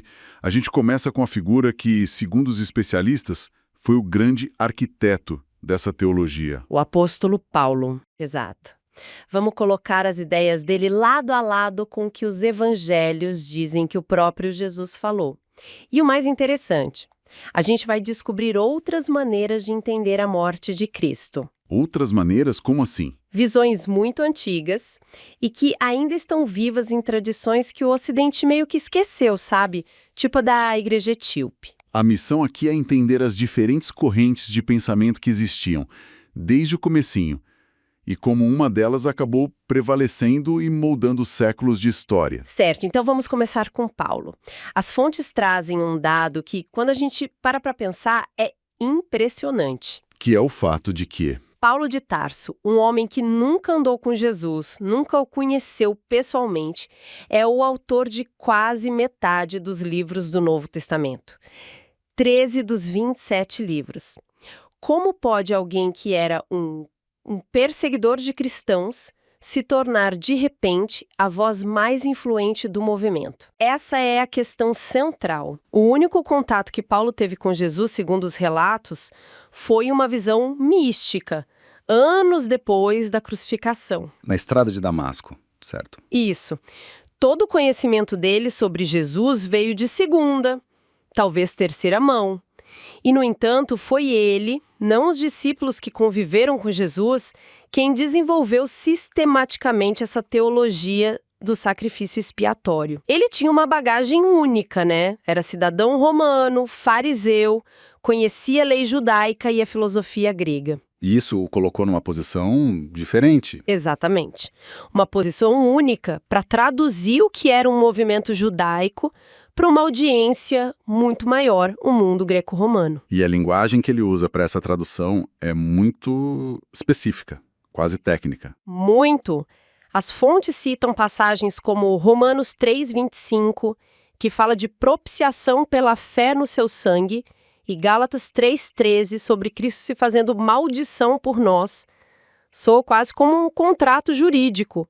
É uma linguagem jurídica. Um linguajar muito diferente do tom das parábolas de Jesus, por exemplo. De onde ele tirou essa abordagem tão legalista? Exato. E o fascinante aqui é que a fonte, citando um especialista, o Dr. R. P. Sanders, chama isso de uma inovação teológica brilhante. Inovação? Sim, inovação. Paulo estava pegando as categorias do sistema de sacrifícios do Templo de Jerusalém, sacrifício, sangue, expiação, e reinterpretando tudo de uma forma completamente nova, em torno da figura de Jesus. Então ele estava criando uma nova estrutura de significado. Perfeito. Ele não estava simplesmente repassando o que ouviu. Ele estava criando uma estrutura poderosa para explicar a morte violenta e vergonhosa do Messias. Algo que era um escândalo, né? Tanto para judeus quanto para romanos. Espera aí. E aqui vem o detalhe que, para mim, muda tudo. O fator tempo. A cronologia. As cartas de Paulo, como 1 Tessalonicenses, são os textos mais antigos do Novo Testamento, escritas ali por volta do ano 50. O primeiro evangelho, o de Marcos, só foi escrito uns 15 ou 20 anos depois. Por volta de 65 ou 70. Isso é muito contraintuitivo. A gente assume que a história da vida de Jesus veio primeiro. Exatamente, e as implicações disso são enormes. Significa que as primeiras comunidades cristãs leram a interpretação de Paulo sobre o significado da morte de Jesus antes de terem acesso aos relatos escritos da vida dele. Nossa! Teologia de Paulo não foi um comentário sobre os evangelhos, ela foi a lente primária através da qual muitos aprenderam a enxergar Jesus. Por uma questão de tempo, essa perspectiva ganhou uma vantagem imensa na formação do cristianismo ocidental. Então, se a teologia de Paulo é essa interpretação tão poderosa e que veio primeiro, isso levanta uma pergunta óbvia. O que a gente talvez tenha perdido da mensagem original? Exato. O que o próprio Jesus falava sobre a missão dele. As fontes apontam para um contraste gigantesco aqui. É um contraste abissal. Quando a gente olha Mateus, Marcos e Lucas, a pregação de Jesus é obcecada por um tema: o reino de Deus, que não era sobre o céu, né? Não era um conceito abstrato sobre ir para o céu depois de morrer, era uma mensagem radical, até subversiva, sobre uma nova ordem social aqui e agora, baseada na justiça de Deus. E ele falava de quê, exatamente? Arrependimento como uma transformação profunda da mente, amor incondicional até pelos inimigos, perdão ilimitado. Ele criticava a hipocrisia dos líderes religiosos. A mensagem era sobre uma comunhão direta, íntima com Deus, a quem ele chamava de Pai. Não tem discurso sobre dívida cósmica, pagamento, nada disso. As fontes que a gente analisou trazem dois exemplos muito claros. O primeiro está em Lucas, capítulo 4. Jesus entra na sinagoga em Nazaré no comecinho do ministério dele. Ele é um traste de Isaías. Isso. E define a missão dele ali: evangelizar os pobres, libertar os cativos, dar vista aos cegos, libertar os oprimidos. É uma declaração de missão social e espiritual. Nenhuma palavra sobre morrer para pagar uma dívida. Nenhuma. E o outro exemplo, de João 10:10, é igualmente direto. Jesus afirma: eu vim para que tenham vida e a tenham com abundância. A ênfase é na plenitude da vida, na qualidade da existência, aqui e agora. É uma mensagem de empoderamento, de expansão. É impressionante o contraste, sabe? A mensagem de Jesus parece ser sobre como viver. A de Paulo é uma explicação teológica sobre por que ele morreu. São focos muito diferentes. Essa mensagem de vida em abundância parece mesmo muito distante da teologia da dívida. E o mais incrível, segundo as fontes, é que essa visão não se perdeu. Ela sobreviveu. Sim, mas num lugar que a maioria de nós no Ocidente raramente olha. As montanhas da Etiópia. Confesso que essa parte da pesquisa me pegou de surpresa. É uma parte extraordinária da história. A Igreja Ortodoxa Etíope Tewahedo é uma das comunidades cristãs mais antigas do mundo. Do século IV, certo? Isso, e o isolamento geográfico deles permitiu que eles preservassem uma forma de cristianismo muito primitiva, com raízes judaicas fortíssimas que foram se perdendo em outros lugares. E que tipo de raízes são essas? O que torna essa igreja tão única? Bem, a fonte menciona que eles guardam o sábado além do domingo. Seguem leis alimentares parecidas com as do Antigo Testamento, praticam a circuncisão. Interessante. E talvez o mais impressionante, o cânon bíblico deles é maior. Eles têm textos sagrados que o resto do mundo perdeu ou considerou apócrifos, como o livro de Enoque completo. É como uma cápsula do tempo, e o ponto principal para a nossa discussão. A teologia deles sobre a cruz é diferente. Muito diferente. A cruz é central, mas não como um pagamento a um Deus ofendido. Como eles a enxergam então? Para eles, a cruz é o ato da vitória gloriosa de Cristo sobre os poderes da morte, do pecado, do mal. É o momento em que Deus invade o território do inimigo e liberta os cativos. E essa vitória abre a porta para a nossa transformação completa.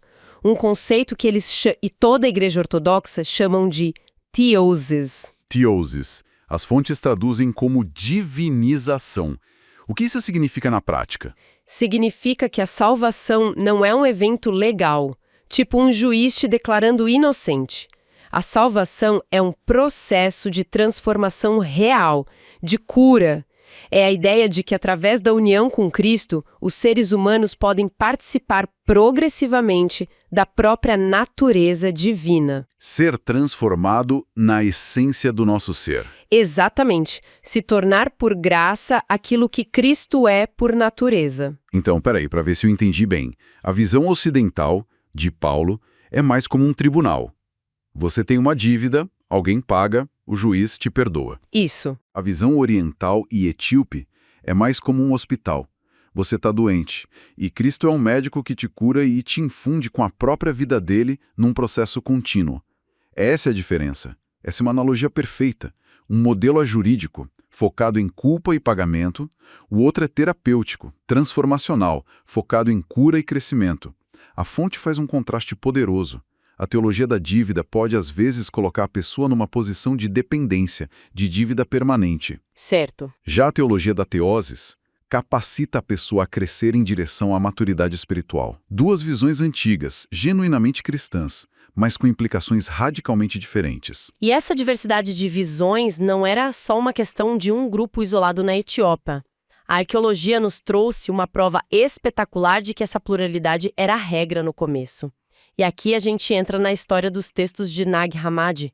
Em 1945, um camponês no Egito encontrou um grande jarro de cerâmica. Dentro tinha uma coleção de códices de papiro, uma biblioteca de textos cristãos antigos, escondidos ali no século IV. As fontes nos lembram que, em 367 d.C., o bispo Atanásio de Alessandria, uma figura central na definição da ortodoxia, ordenou que só os 27 livros do Novo Testamento fossem idos. E todos os outros? Queimados, destruídos. Havia uma batalha intensa sobre qual história seria a história oficial. Alguém corajosamente desobedeceu e enterrou esses textos para preservá-los. Caramba! E o que havia nesses livros que era tão perigoso? Havia vários textos, incluindo evangelhos com um Jesus muito diferente. O mais famoso é o Evangelho de Tomé, uma coleção de 114 ditos de Jesus. E o que ele diz de diferente? O ponto notável é que não há, em todo o Evangelho de Tomé, nenhuma menção à ressurreição ou à morte expiatória de Jesus. Nenhuma. Zero. Zero. Ali, Jesus é um mestre de sabedoria divina, um guia para o autoconhecimento. Ele diz coisas como: o reino está dentro de vós.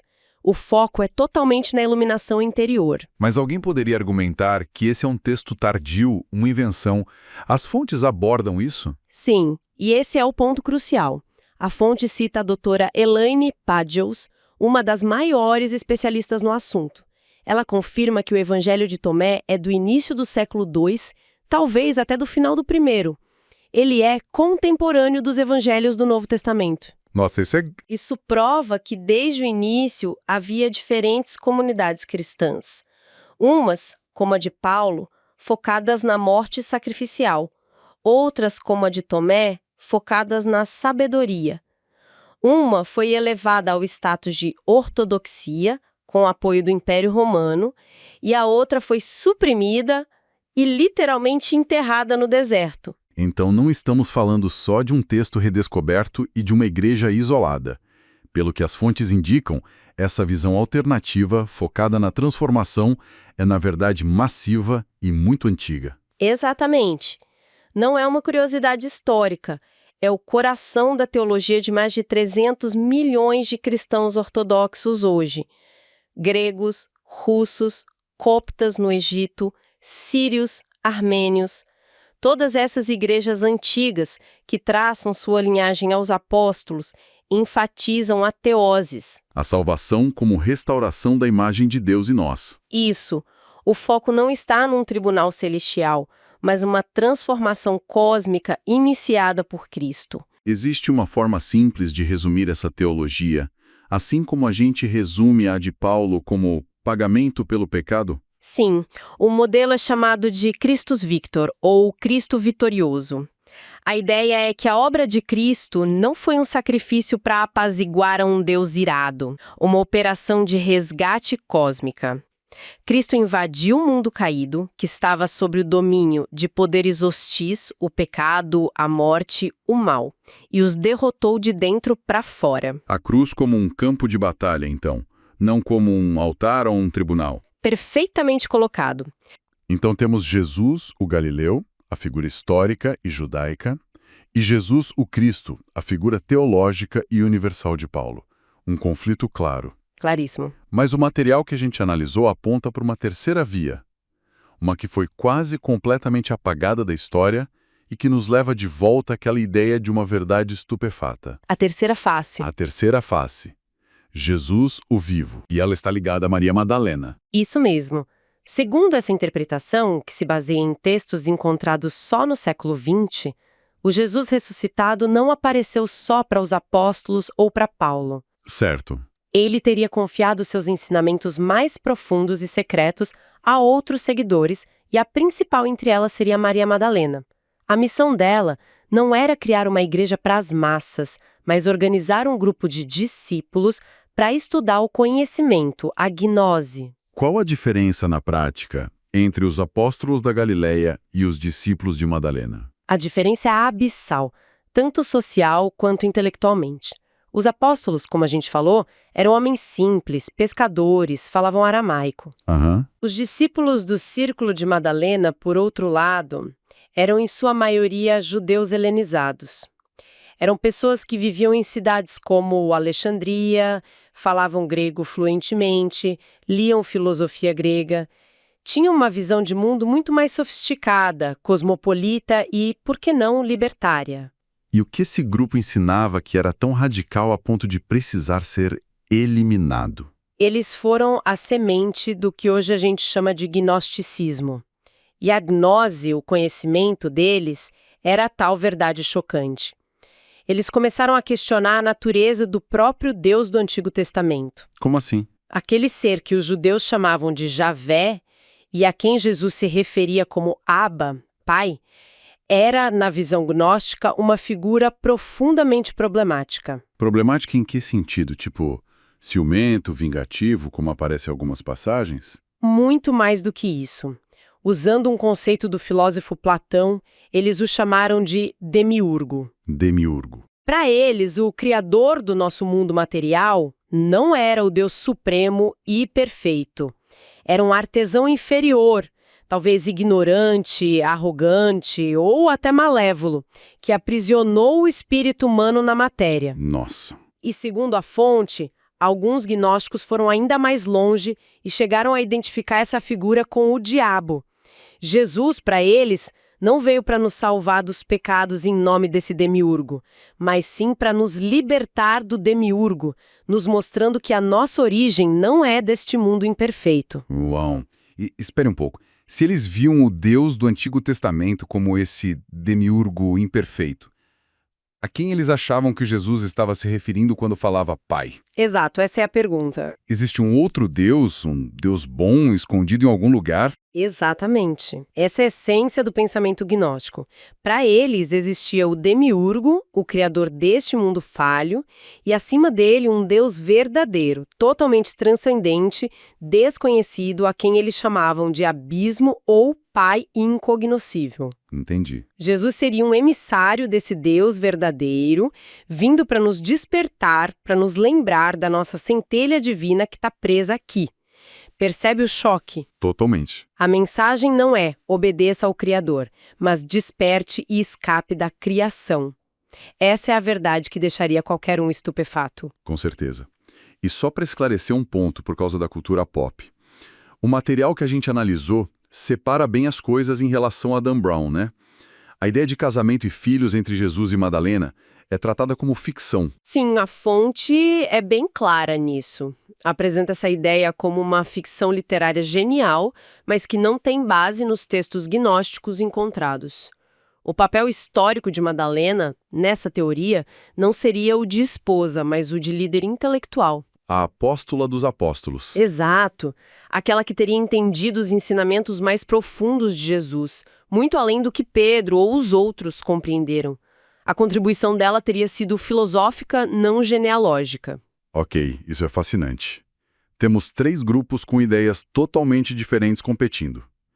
A pergunta que não quer calar é: como é que uma delas, a de Paulo, não só venceu, mas praticamente apagou as outras do mapa? Então, se a gente conecta os pontos, a resposta é uma combinação de pragmatismo e poder político. Certo. A versão de Madalena era esotérica, elitista, exigia estudo. Não é algo fácil de transformar em religião de massa. A versão dos apóstolos era muito focada no judaísmo. Já a versão de Paulo era perfeita. Por quê? Era universal, tinha uma mensagem simples e poderosa, creia e será salvo, e era facilmente organizável numa estrutura hierárquica, com bispos, padres, uma igreja. E essa estrutura foi exatamente o que interessou ao Império Romano alguns séculos depois. Precisamente. No século IV, o cristianismo já era uma força social enorme, mas estava dividido em dezenas de seitas que brigavam entre si. O imperador Constantino, um político genial, percebeu que precisava de uma versão unificada e controlável da religião para servir como a cola social do império dele. E aí entra em cena o famoso Concílio de Nicéia, em 325. Mas não foi só uma reunião para parar estas, o material sugere que foi uma manobra de engenharia teológica. Exato. O objetivo de Constantino era a unidade. E, para isso, era preciso resolver 2 grandes questões: a natureza de Jesus e o problema do Deus judaico, o tal demiurgo dos gnósticos. Certo. A solução criada em Nicéia foi o dogma da Santíssima Trindade. Ao declararem que o Filho era consubstancial, ou seja, da mesma substância divina que o Pai, eles elevaram Jesus à condição de Deus absoluto. O que resolvia os 2 problemas de uma vez. Exatamente. Isso eliminava o Jesus puramente humano dos apóstolos e, ao mesmo tempo, substituía o Javé problemático por um Pai mais abstrato e benevolente dentro da Trindade. O Espírito Santo, que Jesus nunca mencionou dessa forma, Foi a terceira peça para fechar essa nova equação teológica muito mais palatável para a mentalidade greco-romana. Era uma teologia, como diz a fonte, mais italiana e menos judaica. E a supressão não parou na doutrina. Eles foram atrás dos livros. Sim, a supressão foi literal. No final do século IV, um erudito chamado São Jerônimo foi contratado para criar a versão oficial da Bíblia em latim, a Vulgata. Nesse processo, a Igreja estabeleceu o cânone, a lista de livros inspirados. E muitos ficaram de fora. Muitos, os chamados apócrifos. E um dos mais importantes que foi cortado, segundo a fonte, foi o livro de Enoque. Por que focar tanto em Enoque?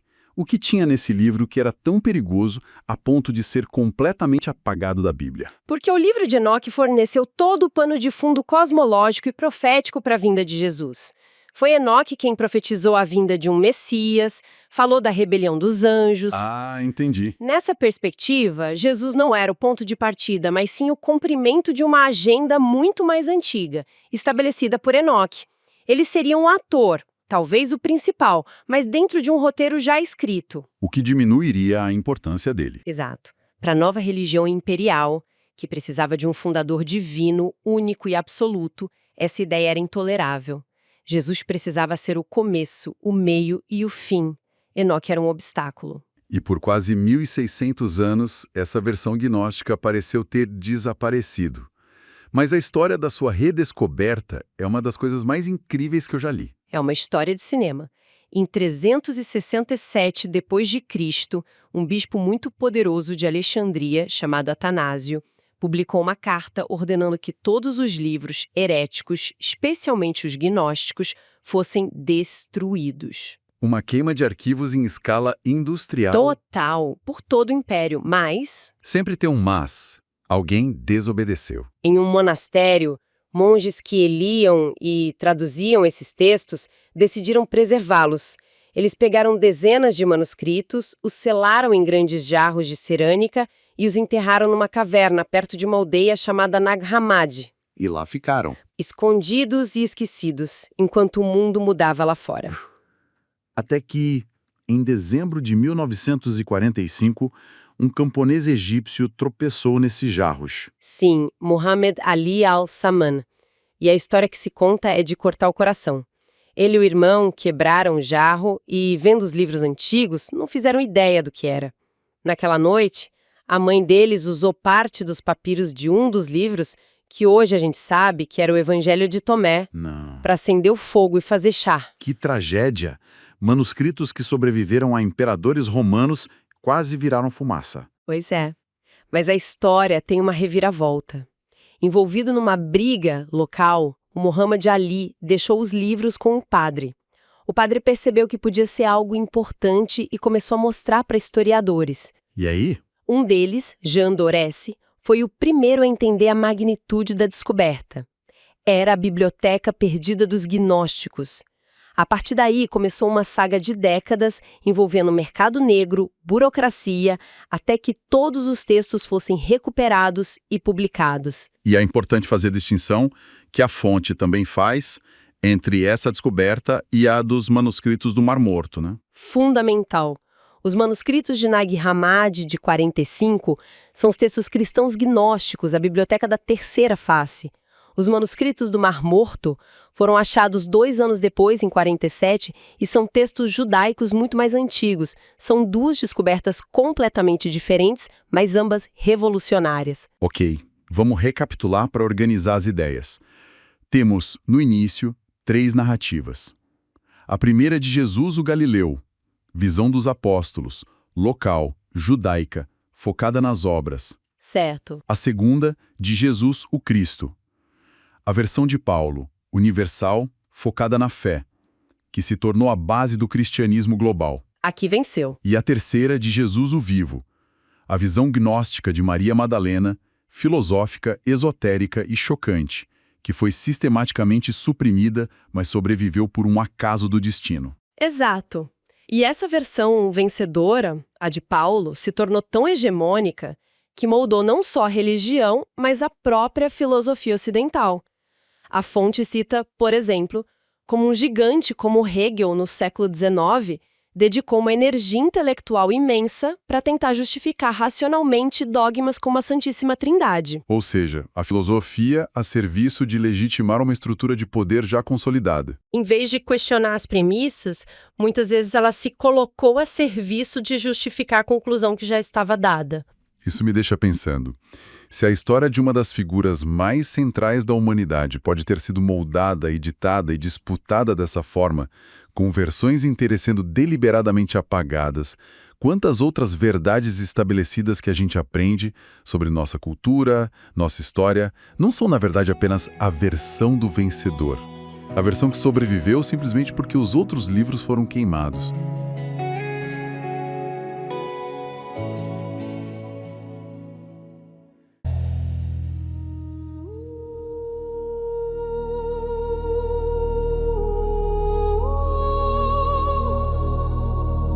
Vem.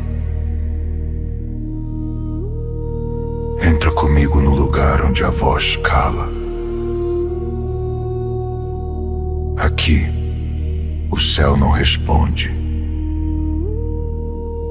Aqui, tudo espera. Respira comigo.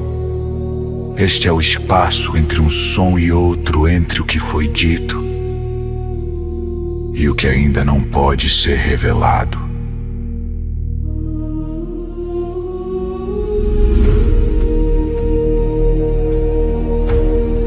Quando o último eco cessou, o céu ficou imóvel. Nenhum trovão, nenhuma voz, nenhum canto. O tempo suspendeu o passo. E o céu permaneceu em silêncio por um instante que parecia eterno. Silêncio no céu. As trombetas repousavam nas mãos dos anjos e até o fogo aguardava a ordem para cair. Vi o anjo junto ao altar, com um incensário de ouro. A fumaça subia lentamente, misturada às orações dos santos. Cada suspiro, cada pedido esquecido, cada clamor não respondido subia em silêncio, como se o céu escutasse antes de falar. E tudo permaneceu suspenso entre a oração e o juízo. E dentro de mim, o mesmo silêncio. Nenhuma resposta imediata, nenhuma certeza confortável. Meus eus se encaram, sem máscaras, sem fuga, esperando a próxima voz que parte de mim. Será tocada primeiro. Que altar ainda preciso purificar? Há momentos em que Deus não fala, porque o silêncio também revela. Nem toda ausência é abandono, às vezes é preparação.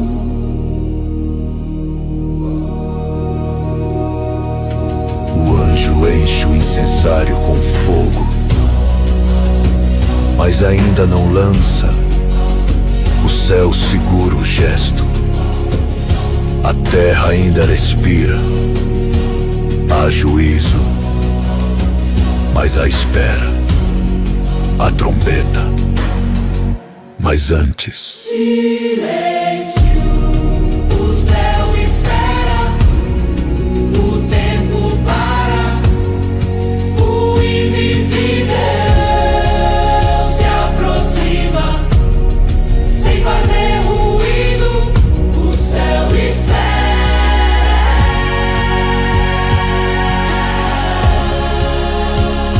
Talvez este seja o nosso tempo, não o do som, mas o da escuta, não o do anúncio, mas o da consciência, entre o que caiu e o que ainda vai soar. Somos chamados a permanecer. Quem tem ouvidos, escute. Nem tudo vem com estrondo. Às vezes, a eternidade chega em silêncio.